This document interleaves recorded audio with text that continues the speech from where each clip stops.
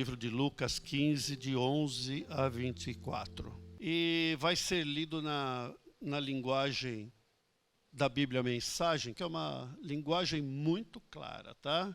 Vamos à leitura. E ele, Jesus, contou outra história. Um homem tinha 2 filhos. O mais novo disse ao pai: quero minha herança agora mesmo. O pai, então, dividiu a propriedade entre os 2 filhos. Não se passou muito tempo, e o filho mais novo arrumou as malas e foi morar num país distante. Por ser indisciplinado e esbanjador, desperdiçou tudo o que possuía. Estava já sem dinheiro quando uma seca devastou aquele país, e ele começou a passar necessidades. Um cidadão o contratou para cuidar de porcos, e, para piorar, ninguém lhe dava nada. Ele chegou a passar tanta fome que teve vontade de comer a lavagem dos porcos. Isso o fez cair na realidade. Ele pensou: os empregados do meu pai têm 3 refeições por dia, e eu estou aqui morrendo de fome. Já sei, vou voltar para casa e dizer ao meu pai: pequei contra Deus e contra o Senhor. Não mereço nem ser considerado seu filho. Ser um dos seus empregados já está muito bom. Decidido, levantou-se e tomou o caminho de casa.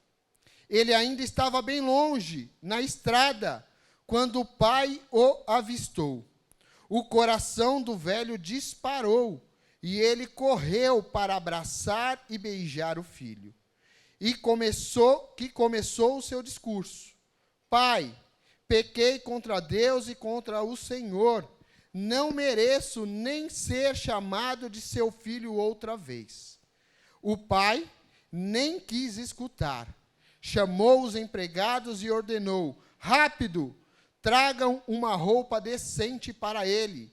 Tragam também o anel da família e um par de sandálias. Depois vão buscar uma novilha bem gorda e preparem um churrasco. Vamos festejar, vamos nos divertir. Meu filho está aqui, vivo, não está mais perdido. Foi achado e a festa começou. Glória a Deus. Obrigado, Eliel. Essa versão é um pouco diferente, vocês viram. A maioria de vocês conhecem sobejamente já esse texto, né? E essa versão aí teve uns que até ficaram salivando na hora que falou que o churrasco queria fazer, né? Mas tudo bem. Essa parábola é muito conhecida de todos nós. Todos já ouviram alguma vez. Creio que, se alguém não viu, são muito poucas as pessoas, né? E ela tem uma mensagem que pode nos trazer um ensino fundamental para o tema que nós queremos hoje, que é como lidar com as nossas escolhas e, obviamente, com as consequências. Porque escolhas, pessoal, são como sementes. Quando nós fazemos uma escolha por um caminho, por uma decisão, nós estamos pegando sementes. Nós escolhemos a semente, nós não escolhemos a colheita. Vai depender daquilo que a gente semeou, vai ser a colheita. Assim, se você jogar semente de milho, nós vamos ter uma colheita de milho. Você não pode semear uma feijão e querer ter uma colheita de milho. Assim, se a gente semear coisas boas, se a gente tiver decisões boas, a gente vai saber lidar com elas de uma forma melhor do que se a gente fizer escolhas ruins. Isso é claro e óbvio, né? Todos sabem que a parábola, essa parábola aqui, como todas as parábolas, não é um fato real, na verdade. É uma história ilustrativa, é uma metáfora, é algo que Jesus pegava, contava uma história a respeito de um assunto do dia a dia, da realidade daquela época, daquele tempo, e com essa história ele estava querendo pendurar na nossa mente, Ele estava querendo pendurar na nossa mente uma ideia. E aí, na parábola, os personagens são simbólicos, são representativos. O pai, nessa parábola, quem é? O nosso Deus amado, nosso Pai eterno. E os filhos são quem? Nós, os filhos, todos aqueles que receberam a Jesus como seu Salvador. Reparem também que na parábola tinha o pai, tinha os dois filhos, mas tinha os serviçais que estavam trabalhando, que eram os trabalhadores do pai. Lembra que ele falou? Poxa, os trabalhadores do meu pai têm 3 refeições por dia, eu comendo aqui lavagem de porco e nem isso eu consigo comer. Os trabalhadores não são família. Eles eram pessoas respeitadas, tinham o seu salário, mas não eram família. Não eram filhos do pai. Eles eram pessoas. Assim é a nossa vida no dia a dia. Portanto, essa parábola do pai, que é Deus, e os filhos, que são os cristãos, e os empregados da fazenda são as pessoas que não são cristãos necessariamente, o choque entre a ternura e a alegria da chegada, vocês viram o relatório no final, né? Aquele pai ficou alegre e não se importou com nada que o filho tinha feito, mas ele pegou e disse assim: o que importa é que meu filho está vivo. A ternura, a alegria daquele momento é um contraponto com o choque, a dor e a decepção do primeiro momento, quando o filho foi embora. Isso não é percebido muito facilmente, sabe? Porque Lucas ele fez um relato assim, não sei se vocês perceberam, é um relato legal, mas é muito cirúrgico, porque Lucas era médico, e médico gosta de coisa rápida, sabe? Médico é cirúrgico, ele quer falar, resolver, cortar, acabou, resolveu. O que ele tem? Não é nada não, sabe? E com isso, ele também não precisava de se preocupar em falar muito, porque ele estava falando para as pessoas do Oriente Médio e elas entendiam muito bem, mas o que aconteceu nessa família foi algo de muito doloroso, trágico e uma grande ofensa. Que a gente, estudando um pouquinho melhor agora, nós vamos entender. E nós, muitas vezes, nossas decisões, nossas escolhas geram ofensas. E nós, muitas vezes, não sabemos como lidar com essas ofensas e com as coisas que nós fizemos. Sabe, não importa dizer, mas eu não queria ter feito isso. Eu não pensei, foi um momento de explosão, foi um momento difícil. Eu não estava num dia bom, mas gerou, como admiro. Sabe, a gente continuamente tem que lidar com as escolhas que fazemos. E quando a gente fala algo, a gente está fazendo uma escolha. Está mostrando uma direção. Então, entendendo essa parábola um pouco no contexto oriental, vocês vão perceber que existe algo mais profundo aí. O filho foi embora. O que significa isso? Porque para a gente ocidental aqui é uma coisa até normal o filho pegar e, de repente, completou a maioridade, no mundo ocidental todo, né? Tem 18 anos, até antes, às vezes, ele pega, queria estudar no exterior e vai. Tem o apoio da família, lógico que tem o choro da mãe um pouco, do pai, né? Eu já passei por isso, mas é uma coisa até que normal. Mas no mundo oriental, não é tão simples assim. Primeiro, existe a perda, eu conversava até com o pastor Fábio agora há pouco, existe a perda do pertencimento à família. Pertencimento à família. Não adianta você ter uma família e as pessoas não tiverem um sentimento de pertencimento. Percebe? Você pode congregar aqui nessa comunidade, você pode estar aqui com a gente, mas você pode ter duas sensações. Uma, que você é um visitante só, mas você pode também começar a enxergar com os outros olhos e ver que isso aqui é uma família. Você vê que a gente se alegra, por exemplo, que os nossos irmãos trouxeram os 3 vendedores lá da loja, a gente sabe por quê? Porque nós somos uma família e nós amamos os irmãos que estão aqui, que têm esse pertencimento, eles têm esse pertencimento na família que está aqui. Não é uma religião, é uma família, a família de Deus, e eles têm alegria por tanta coisa que eles ouviram aqui, que eles trazem as pessoas para que eles tenham também esse pertencimento. Você precisa se sentir pertencente a uma família, senão você vai se sentir o quê? Rejeitado. Está claro isso? Aquela decisão do jovem, foi uma ofensa, porque tirou esse sentido de pertencimento. O povo oriental é muito agregado, é diferente do povo ocidental. É muito agregado. Quando a gente teve lá em Israel, Israel é meio ocidentalizado, e eles são muito assim que nem a gente, eles já têm uma visão e não tem tanto problema. Mas quando nós entramos em Belém, onde Jesus nasceu, a cidade de Belém, lá o controle não é dos israelenses, lá o controle é dos palestinos. E o palestino, ele é muito oriental, ele tem muito essa coisa de pertencimento familiar.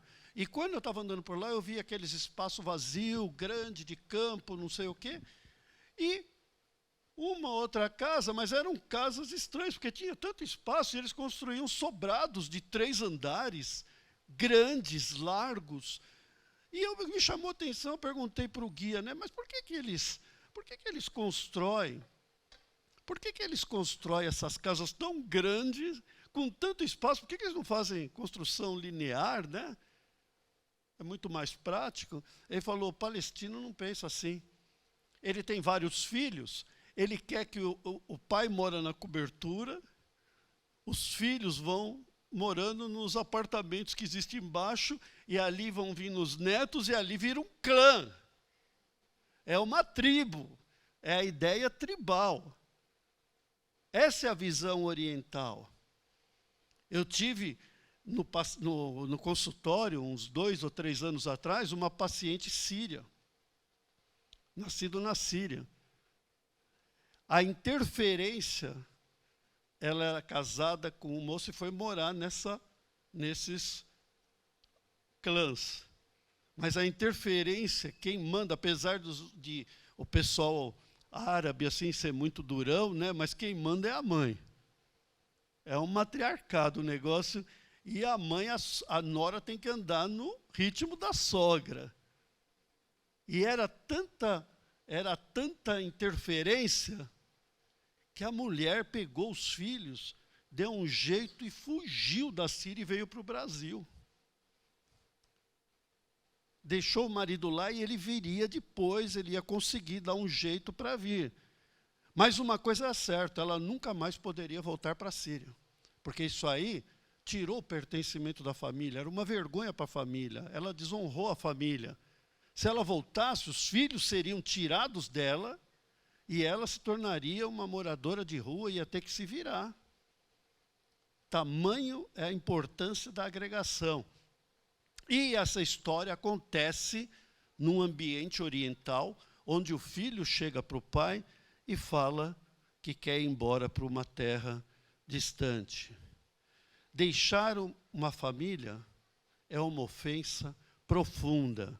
Mas é pior ainda a situação do jovem, desse filho mais novo, porque ele cometeu ainda uma ofensa mais terrível. Ele pediu o quê? Me dê minha parte da herança. Para a gente, aqui no Brasil, você pode até fazer doação em vida, coisa assim. Na cabeça do povo oriental, sabe como é que é isso? Na Turquia, na Palestina, nos países árabes, todos eles. Isso daí tem um significado. O filho, para pedir isso com o pai em vida, existe uma lei que os pais têm a posse de tudo, eles entesouram para os filhos, como na Bíblia também fala, que os pais entesouram para os filhos, mas enquanto eles estão vivos, eles vivem, têm o uso e fruto das coisas. Sabe o que significa um filho pedir a herança quando o pai está vivo? É que desejar que ele morra, ou que ele já estivesse morto.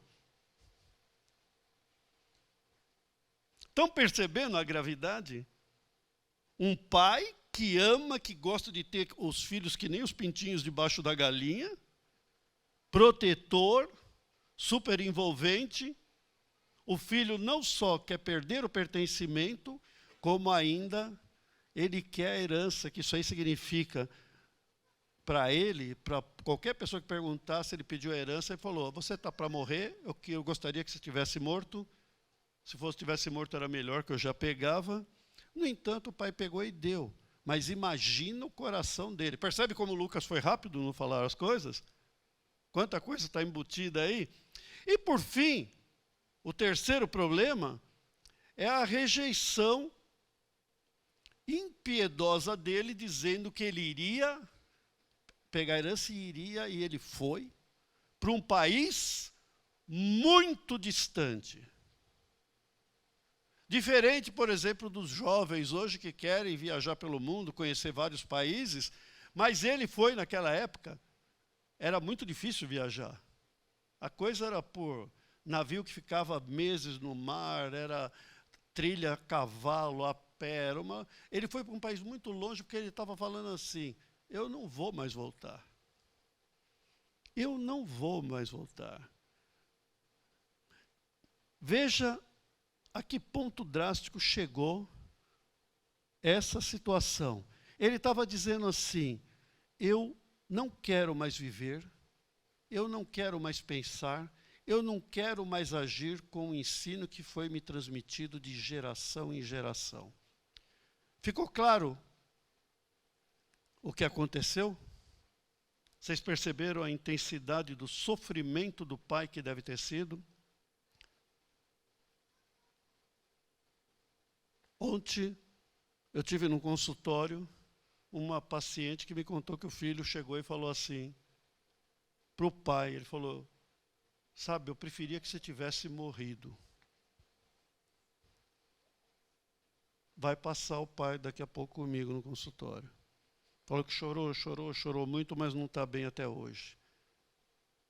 E nós, não adianta, não podemos ser ocidental ou oriental, mas existe o pertencimento da família. Família é algo que é envolvente, pessoal. Família é uma coisa que tem que se preservar muito. Na hora do acidente, você pode ser alguém da família que você brigou, que você teve problema. Sabe quem vai te socorrer na hora do acidente? As pessoas da família. Você pode ter feito gato e sapato que eles vão te socorrer. Acabam as coisas, tem laço ali que é muito forte. A gente tem que pensar bem o que vai fazer. Agora, trazendo para esse momento, eu quero fazer uma pergunta para você. Em quem que nós vemos o filho pródigo aí? Em quem nós vemos o filho pródigo? Aliás, vocês sabem o significado da palavra pródigo? Pródigo significa gastador, esbanjador, pessoa que é irresponsável, que não sabe o que faz com o dinheiro, que acaba com todo o patrimônio, acaba e gasta com coisas supérfluas, não pensa no futuro. Isso é filho pródigo, né? Porque senão a palavra às vezes é tão próxima de prodígio que a gente começa a confundir, né? Esse é o sentido de filho pródigo, sabe? E o filho pródigo é uma pessoa que juridicamente pode ser até interditado, em termos de leis. Pode até ser interditado. Mas, posso falar o que provavelmente você iria responder, que eu penso? Porque eu também, às vezes, penso em responder desse jeito. Sabe em quem a gente vê o filho pródigo? A gente vê o filho pródigo no amigo que a gente evangelizou e saiu da igreja. Aí você fica muito triste, muito bravo, sabe? Eu sempre falo para as pessoas: façam o bem, abençoem, sejam generosos, pregue a palavra, use toda a generosidade de Jesus, mas não espere nada em troco. Não espere nada de volta. A gente faz porque Jesus faria assim. Até mesmo os nossos irmãos que às vezes não abandonaram a fé cristã, mas foram para uma outra igreja, pronto, a gente já vê como um filho pródigo que saiu, que se dispersou, a dificuldade de aceitar. Os problemas familiares, quando nós temos que nós nos distanciamos, nós vemos sempre as coisas dessa forma. As pessoas que nós amamos e que nos ofenderam e que a gente ficou magoado, a gente sempre enxerga essas pessoas como sendo o filho pródigo. Sabe, irmãos, nesses últimos meses eu tenho pensado muito sobre esse assunto. Pensei muito sobre essa questão, sabe? Eu tenho pensado muito sobre a questão de pertencimento, acolhimento, e essa parábola ficou na minha cabeça.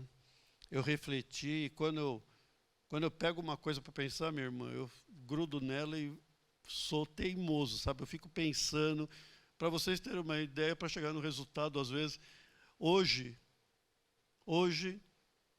eu não digo que eu acordei, porque eu sou muito lesado para acordar, mas eu acordei 4h30 da manhã, desperto, e ia trabalhar às 8h30, atender o primeiro paciente, fiquei das 4h30 da manhã até às 8 horas pensando nesse texto aqui. E sabe que o resultado disso é que eu reconheci o filho mais novo. Eu reconheci o filho mais novo, infelizmente, eu reconheci o filho mais novo em mim. Sabe? Não é difícil de reconhecer na jornada das nossas vidas rebelião à palavra. Fazer seleção da palavra. Essa parte eu gosto. Jesus abençoa, cura, prospera. Essa parte eu gosto. Mas tem esse outro aqui, esse versículo, que não bate muito bem com os meus gostos, não. Esse aqui eu vou excluir. É o filho negando o ensino do pai. É o filho deixando o pertencimento. Eu não sei vocês, mas muitas vezes eu corro o risco desse pecado, eu penso e de repente, pela graça de Deus, isso entristece o Espírito Santo, a tristeza do Espírito Santo reflete no meu coração, eu fico triste e aí eu vou buscar o porquê que eu estou triste e descubro que eu estava fazendo algo errado. As maneiras como a gente prefere o país distante à casa do pai são escolhas. Você pode estar sendo muito abençoado, mas de repente surge um país distante. Algo que é muito bom. Algo que o filho pródigo viu. Balada, festa, mulheres, dinheiro, presente, riqueza.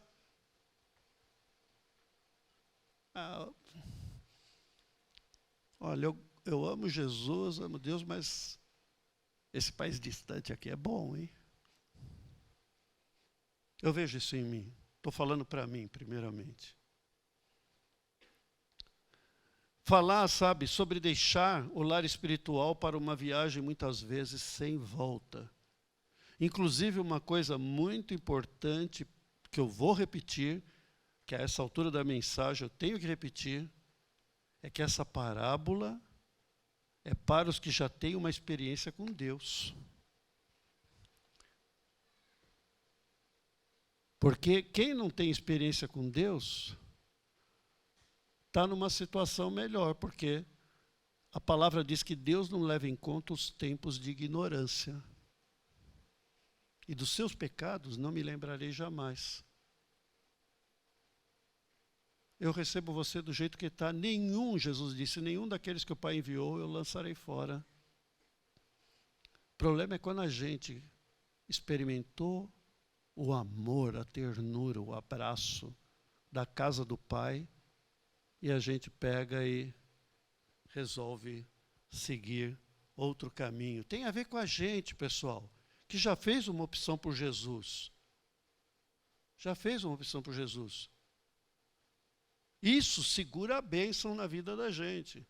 Sabe por que muita gente está aqui, é abençoada? Porque a esposa ora, porque o marido ora, porque o seu pai ora, porque a filha ora. Por isso que está na bênção. Quando você sai da casa, você sai da da casa da bênção, da casa do Pai, o lugar do espiritual. E aí, a coisa fica séria, sabe? A coisa fica séria. Não estou falando, de repente, se tem alguém aqui que ainda não entregou a vida para Jesus, você não conheceu ainda o melhor da vida, que é justamente vir para essa casa, porque no primeiro momento, quando a gente conhece a Jesus, eu me lembro, meu Deus, eu estava no 2º ano da faculdade, quando eu conheci a Jesus, passou 3, 4 meses, eu tinha lido e decorado o Novo Testamento, Fábio, e ia lá para a Praça da República, que eu estudava na Santa Casa, era ali pertinho, ia falar com o pessoal. Deixava o avental da faculdade lá para ninguém ficar constrangido, e ia lá, Bíblia na mão, folhetinho, explicando um a um. Por quê? Porque o amor, quando você vem para Jesus, você experimenta algo que você nunca conheceu. O problema é você sair dessa experiência e começar a entrar numa vida puramente religiosa. Aí a coisa complica. Mas voltando à parábola, tem mais uma coisa ainda que eu queria puxar, sabe, para a questão dessa situação da insensibilidade do filho mais novo. Porque no reino de Deus, a gente entra pelo novo nascimento, nós nos tornamos filhos de Deus.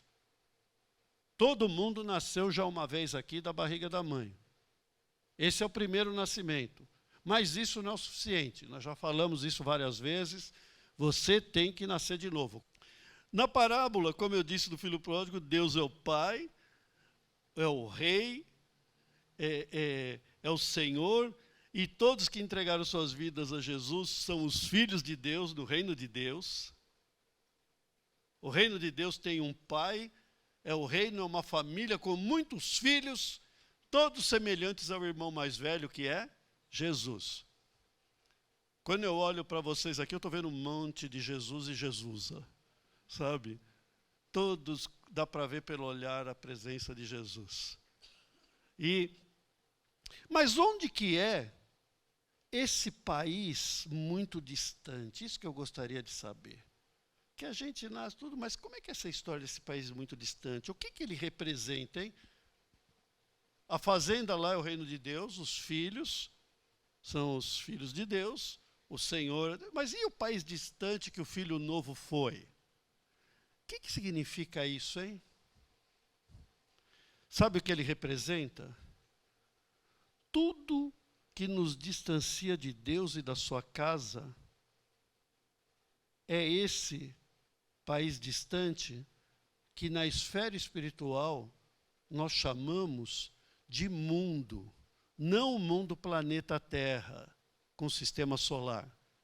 Esse, o planeta, o sistema solar, tudo é muito bom.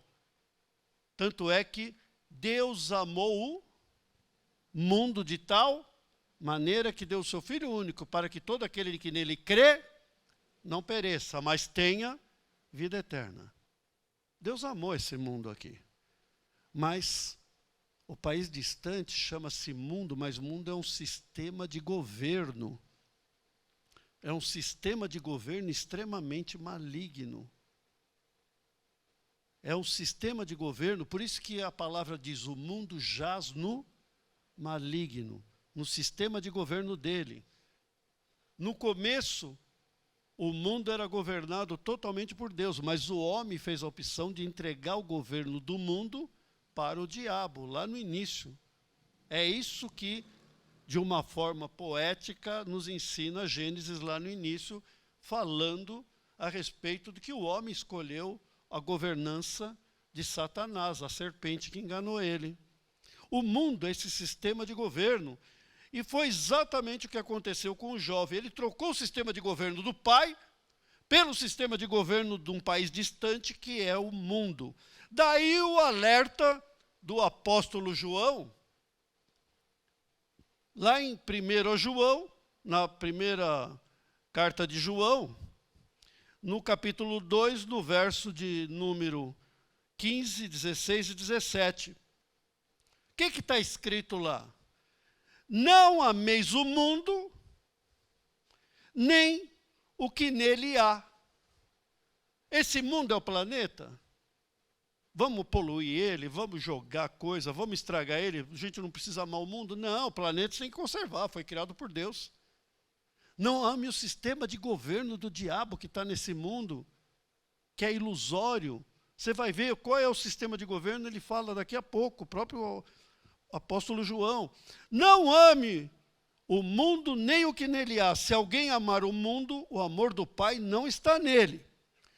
Pois tudo que há no mundo, presta atenção, 1 João 2,16, pois tudo que há no mundo, tudo que há no mundo, tudo que há no mundo é a cobiça da carne, o desejo ardente da carne, que se reverte muito no nosso tempo, século 21, para o sexo e para os prazeres da carne, para os vícios, para o uso das drogas. A cobiça dos olhos ou o desejo ardente dos olhos. O que é isso? Desejo ardente de tudo que você vê, você quer. Você pega e fica ali, você vê umas mensagens no WhatsApp, daí você já muda para o Mercado Livre. Aí, sabe, você pega e já vai lá, o que é? Desejo dos olhos, desejo dos olhos. Você quer mais, você quer mais, você quer mais, você quer mais. Você quer mais, sabe? Desejo ardente dos olhos, dinheiro. E a ostentação dos bens. Mostrar para os outros que você tem muito. Empoderamento. Dá uma olhada, isso aqui foi escrito há 2000 anos atrás, pessoal. Pois tudo que há no mundo é a cobiça da carne, a cobiça dos olhos e a ostentação. Pois tudo que há no mundo é o desejo ardente da carne, o desejo ardente dos olhos, muita vontade, desejo ardente, muita vontade, desejo dos olhos e ostentação dos bens. Não provém do Pai, mas isso vem do sistema de governo do mundo. O mundo e a sua cobiça passam, mas aqueles que fazem a vontade do Pai permanecem para sempre. Quando eu estou na casa, a realidade espiritual acontece lá. É lá, na casa de Deus, é lá na casa do Pai, é aqui na casa do Pai, é onde reúne 2 ou 3 em nome de Jesus, porque onde 2 ou 3 estiverem reunidos em meu nome, ali estarei, eu disse quem? Jesus. O reino de Deus está em nós. Quão bom e quão suave é que os irmãos vivam em união, porque é como o óleo da unção que vai descendo e vai envolvendo as pessoas. Vai envolvendo as pessoas. É lá na casa do Pai que eu ouço a doce voz de Deus dizendo, nossa, você é meu filho amado em quem eu tenho todo o meu prazer. Mas nós somos humanos e de repente você olha para o país muito distante. É lá na casa do Pai, sabe, que a ovelha pega e dorme em paz, porque ela abre um olho assim, a ovelha está deitada lá dormindo, ela abre um olho e vê um lobo distante se aproximando, feroz, mas aí ela abre outro olho e vê que o pastor está ali. O Senhor é meu pastor e nada me faltará. Não me faltará proteção. Eu estou no meio do deserto, mas Ele me conduz a pastos verdejantes. Você já viu pasto verdejante no deserto? Mas essa ovelha crê que o Senhor vai levar ela. Você está na casa do Pai, você sabe que Ele vai refrigerar a tua alma, mesmo na sequidão. Você pode estar passando um momento mais difícil, Ele vai te levar às águas tranquilas. Você pode estar passando por uma enfermidade. Ainda que você passe pelo vale da sombra e da morte, o Senhor vai estar com você guiando os teus passos. É ali que acontecem os milagres. É como eu disse, é quando o médico chega e diz assim, não tem jeito? Enquanto acha que tem jeito, você vai se apegar a 1%. Se você se fizer 50, Deus não vai fazer 50. Se você se apegar aos 40, Deus não vai fazer os 60. Se você se apegar aos 20, Deus não vai fazer os 80%. Se você se apegar aos 10, Deus não vai fazer os 90%. Se você se apegar a 0,1, Deus não vai fazer os 99,9%. Quando você fala, Deus, eu desisto, eu não vejo solução, o médico disse que não há solução, o psicólogo disse que não há solução, o gerente do banco disse que não há solução, aí Deus ser a minha única opção. Aí então Deus chega e dá uma carteirada e mostra aqui, olha aqui o que está escrito na carteirinha, eu sou El Shaddai, o Deus Todo-Poderoso. Foi assim que ele chegou, sabe para quem? Para Abraão, porque os médicos da época falaram, Sara está muito velha, já está há muito tempo na menopausa, como que ela vai... Quando ele pegou e fez a burrada, gerou Ismael, teve filha com a escrava, fez um furdúncio só, né? Quando aconteceu tudo isso, que aí ele desistiu, aquietou, sossegou, Deus parou, desapareceu uns anos da vida dele, quando Deus voltou, falou assim, fica em pé porque eu sou El Shaddai. Olha fora e você vai ver, olha as estrelas, você vai ver que a tua geração vai ser mais numerosa. Essa é a casa do Pai. Essa é a casa do Pai, e muitas vezes nós, volto a dizer, nós somos humanos. Quando eu falo que nós somos humanos, não estou falando para a gente se conformar, mas não despreza a humanidade que há em você, porque foi por causa dessa humanidade que Jesus morreu na cruz do Calvário. Deus nos ama na nossa humanidade. Eu não vim para curar os sãos, os sadios. Eu vim para curar quem? Os enfermos. Os prepotentes que acham que não precisam de Deus, que não precisam de cura. Eu tenho dinheiro. Esses não terão o conhecimento da casa de Deus. Quando você pega e vê que todo dinheiro não resolve nada num momento difícil, quando o médico chega com um diagnóstico, aí a coisa pega e você vê que dinheiro não vale nada. Você cai no meio do deserto com um avião lá, com um monte, milhões de dólares. Bebe o dólar. Meus irmãos, a gente corre atrás de países estranhos. E eu peço para Deus, Deus, tem misericórdia de mim. E eu não sei, eu acho que você também passa por isso. Eu falo, Deus, tenha misericórdia dos meus irmãos. Sabe? Ontem, como eu falei, o dia foi cheio, sabe? A única pessoa naquela família que era cristã era a mulher. Uma família que tem 14 pessoas entre as 3 gerações, sabe? Milionários. Não é milionários, é muito milionário. Um odeia o outro.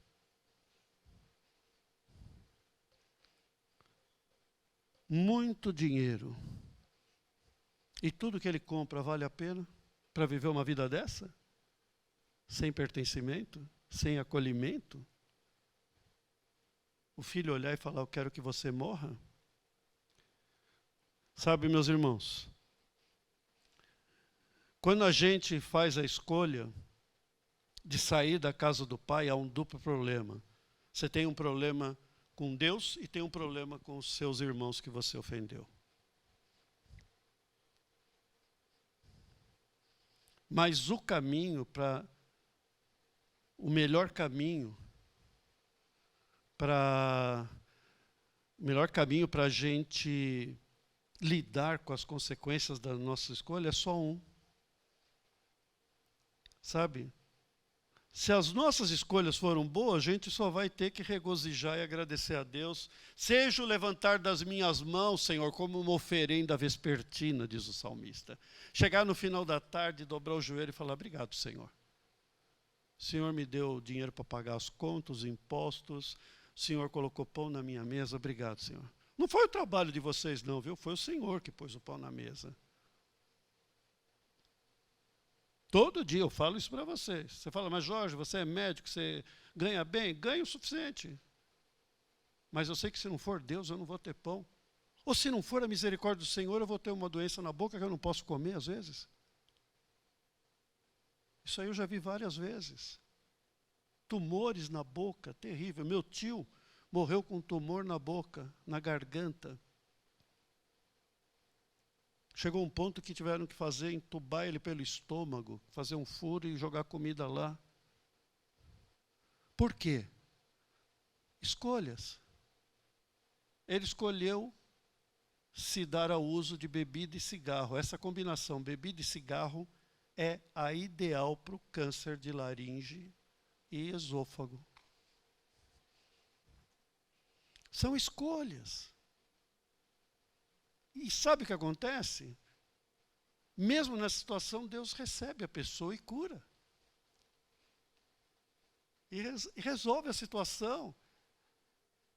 E abraça, e traz consolo, traz conforto. Deus faz tudo de bom e melhor para a gente. Mas as consequências das nossas escolhas permanecem. Só que quando estiver no campo de ofensa, você ofendeu a Deus e ofendeu ao seu irmão com o país para onde você foi? Vocês estão entendendo os países para onde a gente vai, né? Se ofendeu alguém, só tem um jeito. Pedir perdão ao pai que nem o filho fez. Aí ele chegou lá, pai, eu não sou digno de ser chamado teu filho, me trata só como um dos seus empregados, porque eu não como, não tenho nem onde cair morto mais. Mas Deus pegou e, antes que a palavra quase chegasse na boca, ele já pegou e o pai abraçou, não importa, você é meu filho. Deus é misericordioso. Peça perdão a Deus sempre. Não jogue com retrucamentos com Deus. Ah, Deus, mas eu fiz isso porque ela me incomodou muito. A argumentação com Deus não interessa. Sabe o que eu falava? Quando meus filhos brigavam um com o outro, eu sei que isso só acontece na minha casa, né? Quando eles brigavam um com o outro, ela chegava e uma chegava que tinha sido ofendida, agredia. Podia acontecer uma situação dessa. Aí ela falava, mas eu tenho razão, pai. Você tinha toda a razão do mundo, só que perdeu a razão a hora que você tomou essa atitude de agredir ela. É assim com Deus, nós somos filhos, Ele é pai. Pensa bem quando você fizer suas escolhas.